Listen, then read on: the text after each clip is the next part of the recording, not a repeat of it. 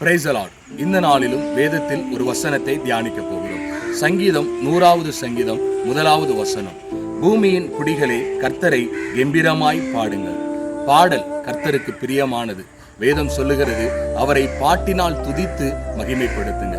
அப்படி கர்த்தரை பாடி மகிமைப்படுத்துகிறதான நாம எப்படி பாடணுமா? கம்பீரத்தோடு கர்த்தரை என்ன செய்யணும்? பாடணும். எப்படி கம்பீரமாய் பாடுவது? நாம நம்முடைய நடையில கம்பீரத்தை காட்டிடலாம், நம்ம பேசுகிறதான வார்த்தையில கம்பீரத்தை காட்டிடலாம். பாடல்ல எப்படி காட்டுறது பாருங்க.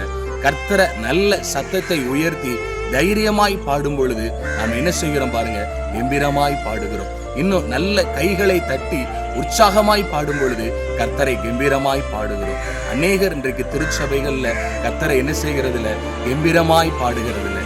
ஏதோ ஏனோ தானோன்னு கையை தட்டியும் தட்டாம வாயை திறந்தும் திறக்காம பாடுகிறத நம்ம பார்க்கிறோம். ஆனா நாம அப்படி இராமல் கர்த்தரை கம்பீரமாய் கையை தட்டி வாயை திறந்து பாடும் பொழுது கர்த்தர் நிச்சயமாய் நம்மை ஆசீர்வதிப்பார்.